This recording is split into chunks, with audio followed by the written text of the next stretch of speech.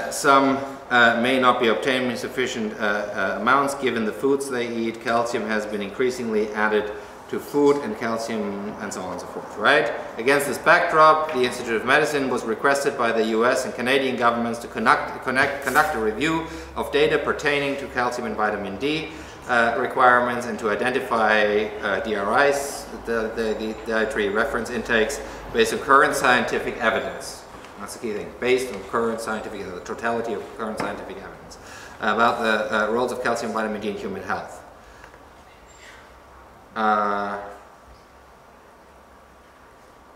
La-di-la.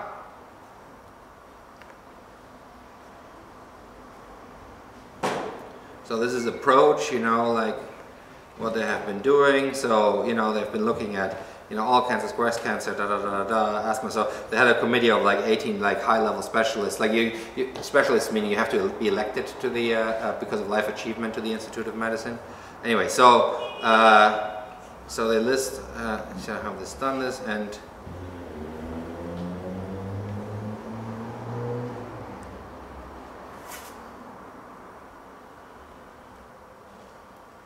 Let's see, outcomes related to cancer, neoplasm, cardiovascular disease and hypertension, diabetes and metabolic syndrome, falls meaning falling down, you know, and physical performance, immune functioning and autoimmune disorders, infections, neuropsychological functioning and preeclampsia could not be linked reliably with calcium or vitamin D intake and were often conflicting. This is the point. You look at hundreds of studies, okay, and if you look at all of them, you start to get the full picture, and the full picture that tells you that there is no coherent picture, okay? Although data related to cancer risk and vitamin D are potentially of interest, okay, that's as far as it goes, right? A relationship between cancer and so, you know, you go from the entire country, all the doctors in the country changing their behavior, towards when you do it properly, okay, you get to like, it could be potentially of interest, okay, if you're looking at the totality of scientific evidence, okay. This is a bit on the, you know, like extreme side, but I'm just trying to like show you like the importance, okay, you know, of this kind of proper scientific methodology when you're on the technology side, okay. But the quality of research and the quality of thinking and the, you know, right, and this intellectual honesty, okay? I can be dishonest, you know, saying like, I mean, I'm not like doing something wrong, but if I select the 1,700 cancer studies that show what I want them to show, and I don't talk about the other 1,500, okay, then I'm not intellectually honest. Now in this medical space, it's very difficult to be intellectually honest because there's so much information, so few people who have an overview, and there's a whole system sort of behind this, okay? But I'm using this example to illustrate that, you know, hopefully like in every other case, this is the case, right? And for your innovations, you have to some extent, okay, again, making the decisions at the right time, you have to live up to that standard. Why? Not because it's some sort of moral imperative or anything, okay? It's because if you have, you know, huge holes, again, you don't fill it in all at the same time, but if you know, are sort of sloppy in areas, or, you know, and sometimes it's not because of not putting in the work or something, but it's because of, you know, you have a bias, you want it to work. Remember how I was talking about, like, you should be your own worst critic? Okay, you have to try to make it fail at every point. Only when you have this foundation that it's solid, okay? In this case, you know, this is the sort of thing we're talking about. You know, here, we had 10 years of research and, you know, and change of behavior, okay? And, you know, it was a house of cards, okay? Pull it out, the whole thing collapses, okay? Right? That's what you don't want to have happen in your innovation. Does it make sense? Right? And it's sometimes very hard to do this because you want it to happen, okay? Now you can waste a lot of time trying to sort of do this, and this is where like the skill and, you know, like the question, what is the next relevant question, you know, comes in, okay? You have to make compromises, and you have to be practical about some of these things, you know, a lot of these things, okay? And this is actually where the training to some extent comes in, right? The more you do this, the better you get at it. Right? The more you learn, the quicker you can do this, right? I think, from my experience, it's perfectly okay. Within the innovation context, you can become a state-of-the-art expert in the field within about 2 to 3 months. without having to go to medical school or whatever, okay? If you know how to ask the right questions, right? And if you know how to learn efficiently. But the more you do that, the more efficiently you know how to learn. The more you know how to ask the right questions and so on, right? So when we talk about like what is the next right question to ask, okay? That actually is a whole building up of skill that really requires, and that tells you like, also when you start to think about this, it's like real innovations or whatever, you know, the sort of Facebook 20-year-old sort of like thing, okay, right? I mean, you know, before you're 30 or something like that, you know, like, I mean, systematically, you know, you're unlikely to have, you know, developed so much, you know, enough sort of like experience and knowledge, you know, like work in industry, just do this, you know, and so on and so forth. If you do longer term innovations or something, okay? You need a lot of, you know, multidisciplinary experience to do this, you know, very systematically. So, you know, becoming an innovator to some extent is a career choice, okay?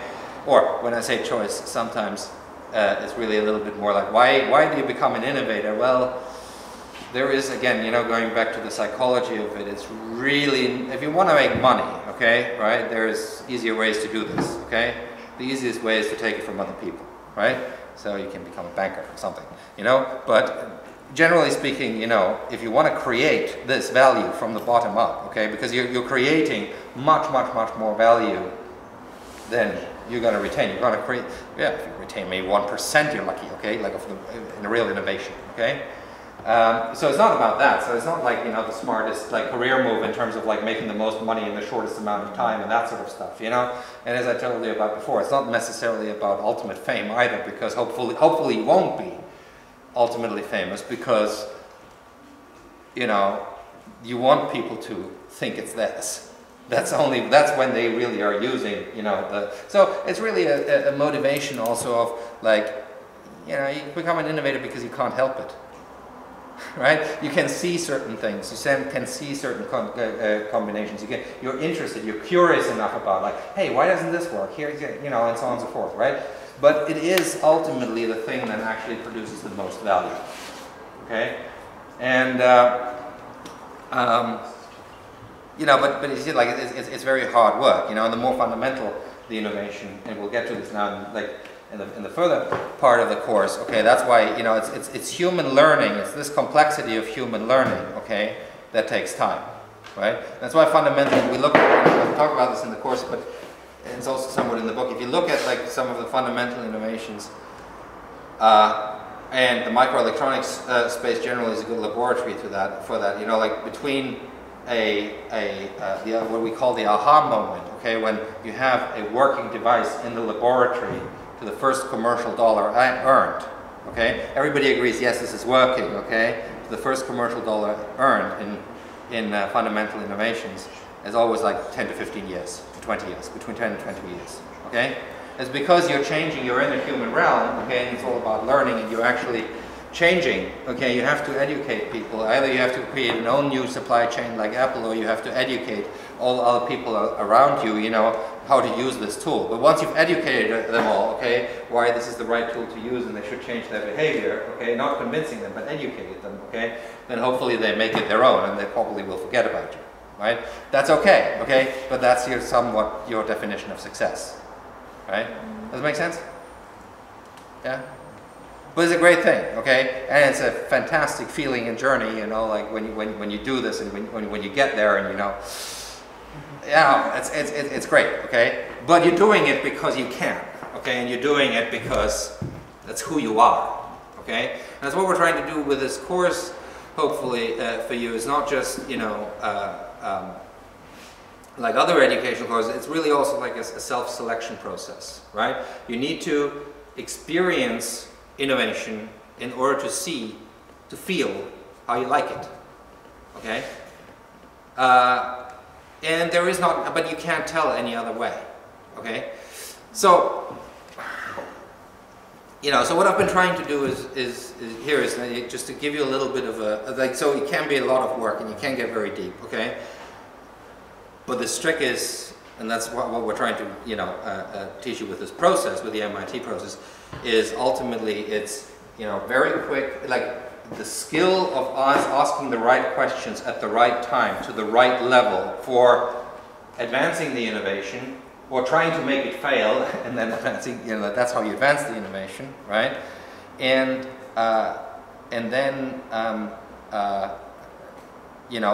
an efficient way of sort of learning around this, okay? You acquire the information that you learn, the information that you need to learn for your innovation process, not just because of general learning. So it's a very, very directed process, but it is a process of success and failures, little failures and redirections, because that's the only way to learn. It's the only way to sort of converge on an innovation in an effective fashion.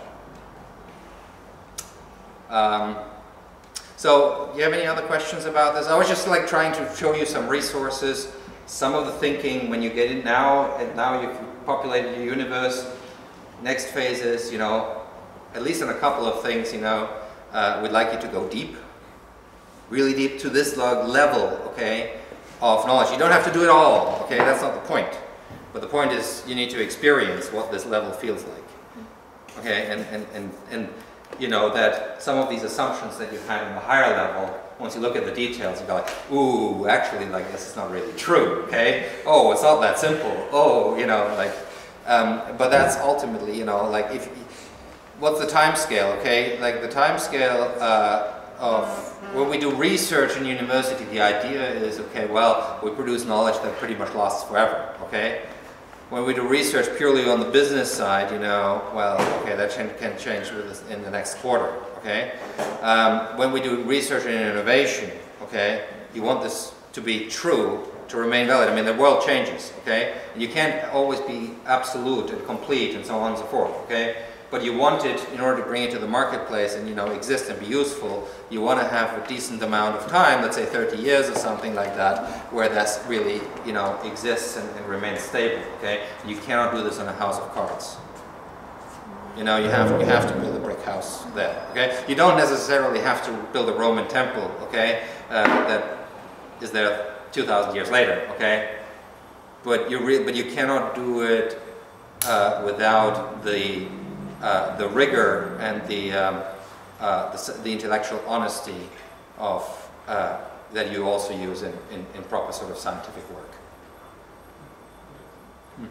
Yeah.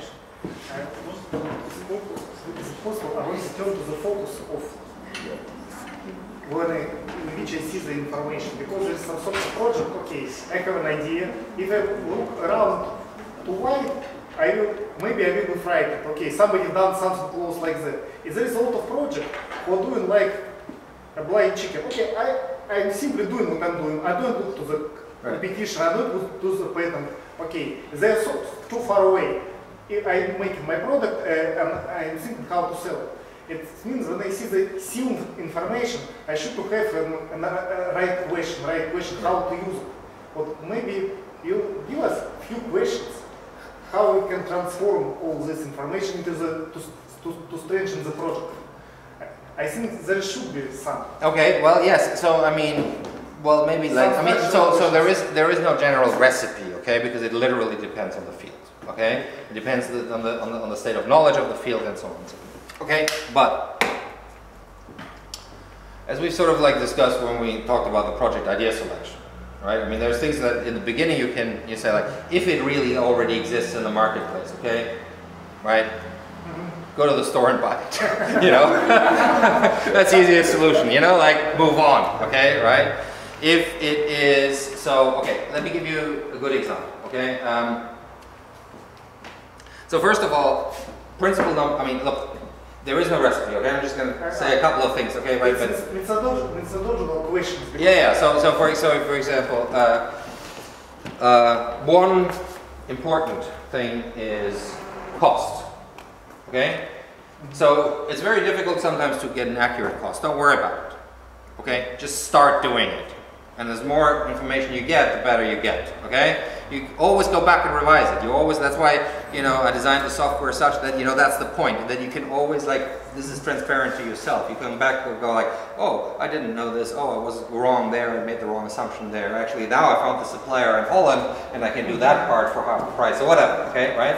You don't know all this in the beginning. It's like, oh, like, this week I'm going to work on cost. And, all these things are totally continuous, right? So, but you have to ask the question, That's why we have you populate the universe, okay? You don't actually have to answer it, but you know, you have to actually, first of all, the population of the universe, is like you have to know it exists. Like, let me give you an example, and you don't have to be afraid of asking the question. Like, at Cornell once, there was this is a long, when Gene and I started, to teach this class. Like, I mean, it started earlier than that to some extent, but with sort of this multi-university, you know, with Singapore together, and you know, like at that time it was still like simultaneous, and MIT and Cornell. It's 2006 maybe or something. No, it's 10 years ago. God, makes me feel old. So one of the projects sort of picked up by a student. He actually happened to be already, so this was a business school student, okay, you like the story? He was actually a Japanese patent lawyer already, okay, and went to, you know, American business school. And he picked up a project from the technology transfer office because he did like a little bit of work for the technology transfer office, okay? And so he picked a space that they were interested in. And one professor, he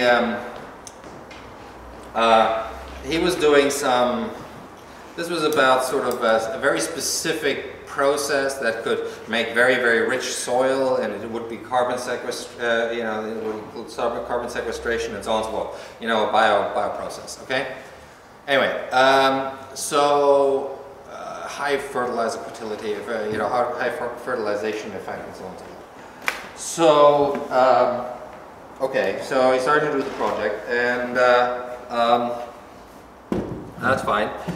And so at some point I sat down with him, and I had a little bit, because of something else, you know, I had a little bit of an idea in sort of, you know, costs in forestry, okay, or like, you know, and they're not difficult, it's not difficult to find necessarily, right?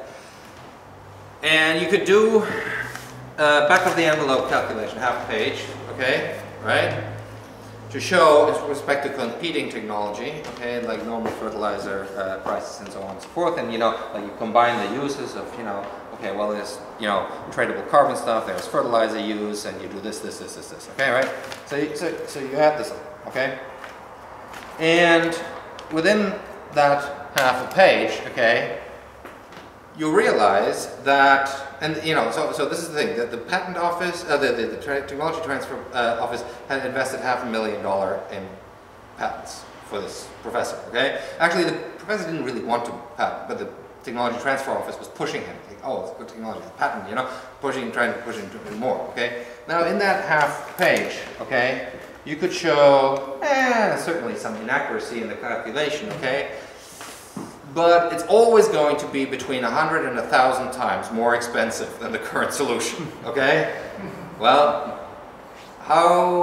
so what is important? It doesn't matter of like whether you're in, you know, within 5% of the answer. The important thing is to ask the question at the right time and, you know, draw the consequences from it, okay? And not be afraid of asking that question. Now, a lot of people in research, you know, they ask the question like, you know, let me give you another example. You know, carbon-60 buckyballs, like the fullerenes, you know, it's a carbon-60 structure, you know, carbon nanotubes. You've heard of carbon nanotubes? Okay, so... Fullerene. Huh? Fullerenes. Fullerenes, exactly, yeah. So fullerenes and, you know, carbon nanotubes, sort of similar thing, okay, different shape and so on. So in the 1990s, okay, early 1990s, you can look it up, okay. We can even like have a quick look. So since we have it up here, so in the Web of Science, right? So let's just put in the topic, okay. Carbon nanotubes.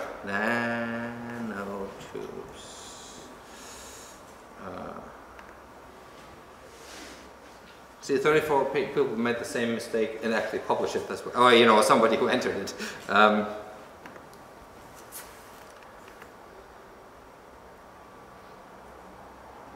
So, 133,000 papers, carbon nanotubes. Okay? Now, if you search carbon nanotubes, and and let's say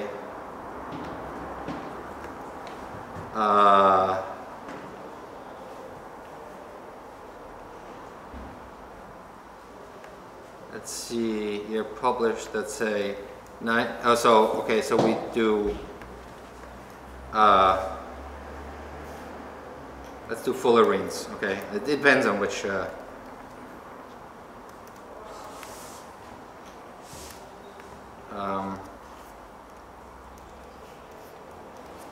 let's say 1990 through 1995. So it's a little bit. Did I misspell it again? Yeah. Sorry. You put 1,005. Oh, I thought, yeah, okay. Yeah, that, not much publications then.